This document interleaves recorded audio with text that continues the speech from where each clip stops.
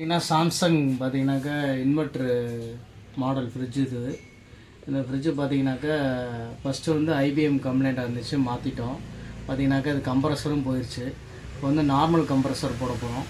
அதனால் வந்து இந்த போர்டை வந்து நம்ம எடுத்துருவோம். இது வந்து இன்வெர்ட்டருக்கு தான் நமக்கு தேவைப்படும், இன்வெர்ட்டர் கம்ப்ரஸருக்கு. இல்லை இந்த போர்டை வந்து ரிமூவ் பண்ணிடுவோம். ரிமூவ் பண்ணிவிட்டு இந்த போர்டு தான் நம்ம போட போகிறோம். இந்த போர்டை வந்து நம்ம வந்து போடுறதுக்கு வந்து சில போர்டில் பிசிபியில் வந்து சில சேஞ்ச் பண்ணணும்.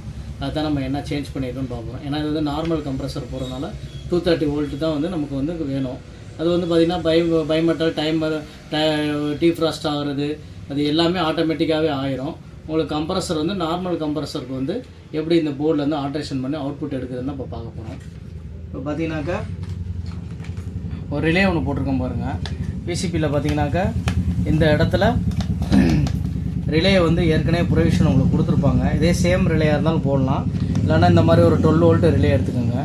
எடுத்துகிட்டு இது வந்து சப்ளை வோல்டேஜ். இங்கே பாருங்கள் சப்ளை.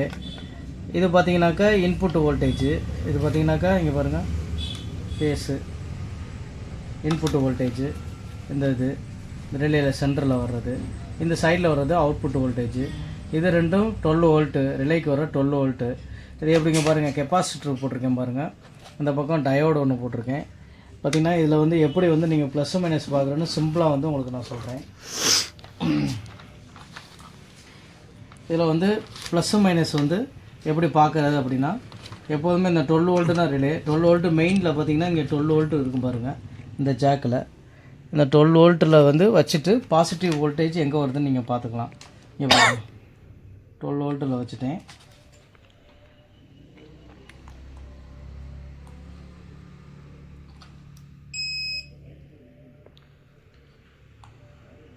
இது இல்லை, இந்த பாருங்கள் இதான் பாசிட்டிவ் வோல்டேஜ்.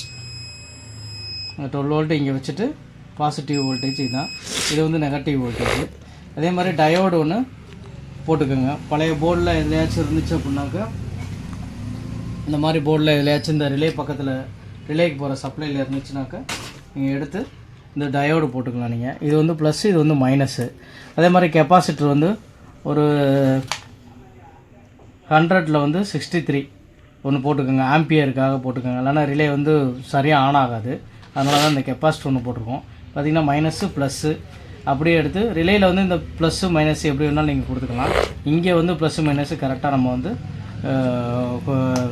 இங்கே வந்து எடுத்துக்கணும். நம்ம டயோடு வந்து ப்ளஸில் வந்து இந்த பக்கம், மைனஸில் வந்து இந்த பக்கம். எப்போவுமே மைனஸ் வோல்ட்டு தான் உங்களுக்கு வந்து கண்ட்ரோல் பண்ணும், ப்ளஸ் வோல்ட்டு டேரெக்டாக வந்துடும். அதனால தான் நம்ம இந்த 12 வோல்ட்டு வந்து இங்கே இருந்து விட்டு இங்கே வச்சுக்கிட்டு இந்த ஜாக்கில் வச்சுக்கிட்டு இந்த 12 வோல்ட்டு பார்த்திங்கனாக்கா இதான் இப்போ வந்து ப்ளஸ் வோல்ட்டு, இது மைனஸ் வோல்ட்டு. அதனால் வந்து இந்த டயோடை வந்து நம்ம இப்போ வந்து போட்டு இப்படி தான் ரெடி பண்ணியிருக்கோம். ரெடி பண்ணிவிட்டு இப்போ நம்ம வந்து நார்மல் கம்ப்ரஸர் போட்டு நம்ம ஆன் பண்ண போகிறோம். அதுதான் நம்ம எப்படி ஆன் பண்ணி பார்ப்போம். பாஸ் பண்ணிக்கலாம்.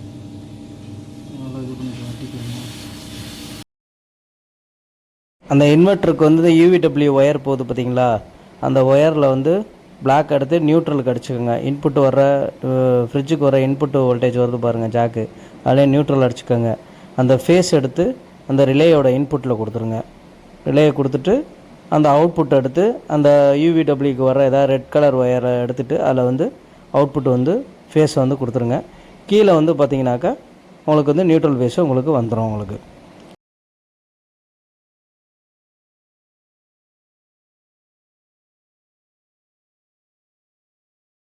நியூட்ரலை எடுத்துக்கோங்க.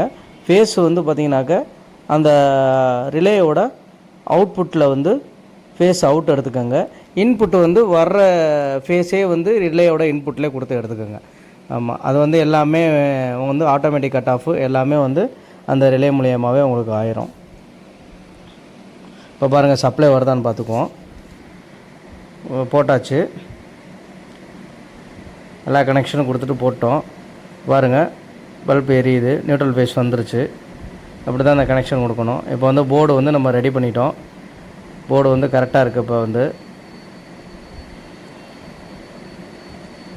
ஓகே. இப்போ பார்த்தீங்கன்னாக்கா அடுத்து பார்த்தீங்கன்னாக்கா இந்த கம்ப்ரஸரை வந்து இன்வெர்ட்டர் கம்ப்ரஸர் ரிமூவ் பண்ணிவிட்டு நார்மல் வந்து புது கம்ப்ரஸர் போட்டுக்குவோம். இங்கே பாருங்கள் இதான் ரிலேயோட அவுட்புட்டு. இது வந்து நேராக வந்து கம்ப்ரஸருக்கு போயிடும். இதான் இன்புட்டு எடுத்துருக்கேன் பாருங்கள். வர்ற வந்து ஃபேஸ் நியூட்ரல்லே வந்து நம்ம எடுத்துக்க வேண்டியதான். இப்போ வந்து இந்த கம்ப்ரஸர் வந்து பழைய கம்ப்ரஸர் வந்து கழட்டிடுவோம். பழைய கம்ப்ரஸர் மாற்றும் போது கம்பல்சரி ஃபில்டர்லாம் மாற்றிடுங்க. சிலிக்கான் ஃபில்டர் வந்து மாற்றிட்டு நம்ம வந்து கேஸ் சார்ஜிங் பண்ணால் தான் கொஞ்சம் நல்லாயிருக்கும். அதனால் வந்து கட் பண்ணி எடுத்துக்குவோம் பழைய கம்ப்ரஸரை.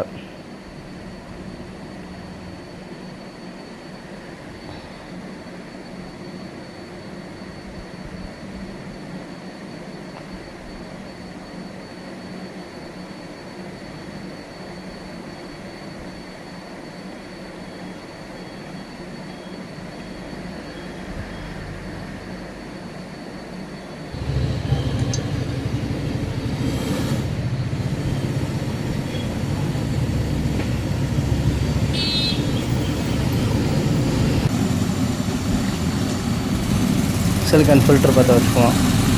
நல்லா ஃப்ளெக்ஸ் வச்சுட்டு பற்ற வச்சுருங்க.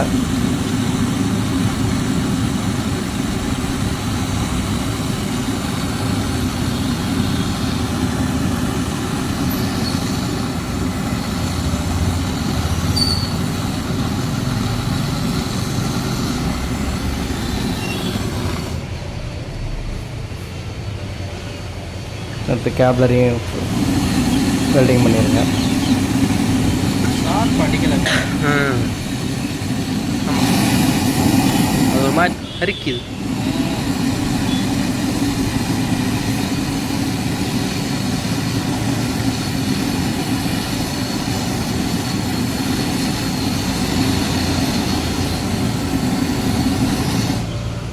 கேப்லரி வெல்டிங் பண்ணியாச்சு. அடுத்து பார்த்தீங்கன்னாக்கா நம்ம ப்ரெஸ் அவுட் பண்ணி பார்த்துட்டு செக்ஷன் லைனே வந்து வெல்டிங் பண்ணிடுவோம்.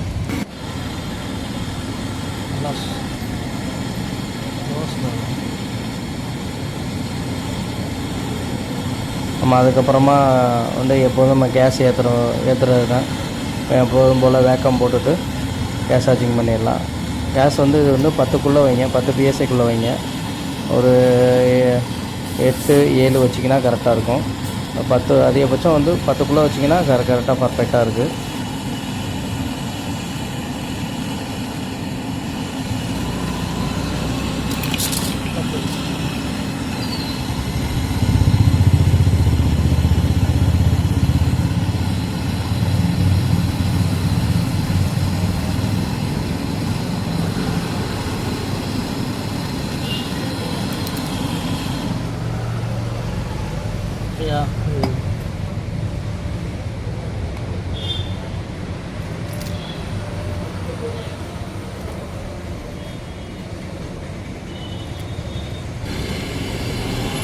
NRV வால்வு வந்து பற்ற வச்சுக்குவோம்.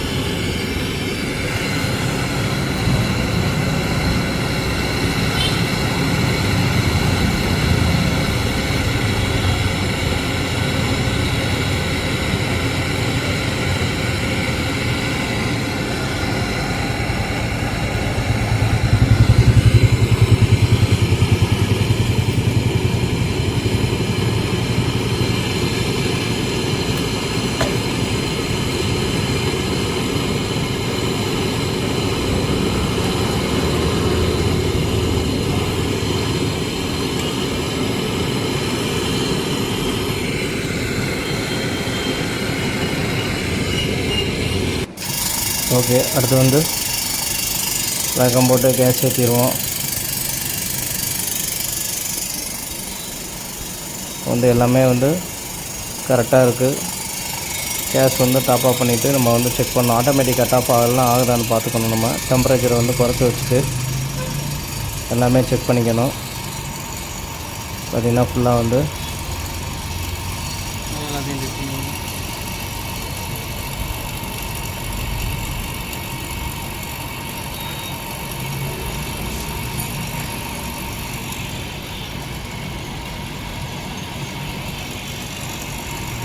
நல்லா வேக்கம் போட்டுக்கோங்க.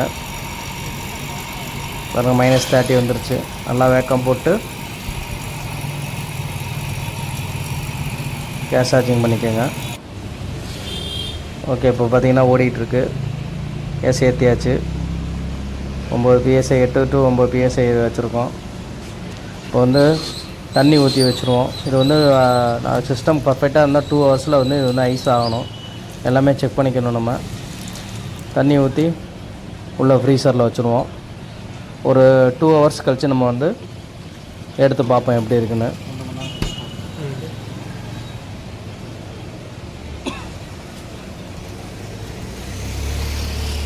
ஓகே, வச்சாச்சு. ஒரு 2 ஹவர்ஸ் கழித்து நம்ம வந்து ஐஸ் ஆகிருக்கா என்னென்னு செக் பண்ணணும். பார்த்திங்கனாக்கா ஹீட்டு டெம்பரேச்சரு எல்லாமே கரெக்டாக இருக்குது. இப்போ வந்து நல்லா கூலிங் இருக்குது. 2 ஹவர்ஸ் ஆயிடுச்சு. எடுத்து இப்போ நம்ம செக் பண்ணுவோம். பார்த்திங்கன்னா ஐஸ் ஆயிடுச்சு, நல்லா ஐஸ் ஆயிடுச்சு. ஃப்ரிட்ஜு வந்து சிஸ்டம் கரெக்டாக இருந்துச்சுன்னா ஒரு 2 ஹவர்ஸில் வந்து ஐஸ் ஆயிடணும் டெம்பரேச்சரு. இப்போ எல்லாமே கரெக்டாக இருக்குது. ஆட்டோமேட்டிக் கட் ஆஃபும் பார்த்திங்கன்னா செக் பண்ணிட்டோம், எல்லாமே கரெக்டாக ஆகுது. அதனால் ஃப்ரிட்ஜ் வந்து நம்ம டெலிவரி கொடுத்துடலாம். கீழே எல்லாமே கூலிங்லாம் பர்ஃபெக்டாக இருக்குது. ஓகே நண்பர்களே, அடுத்த வீடியோவில் சந்திப்போம். நன்றி, வணக்கம்.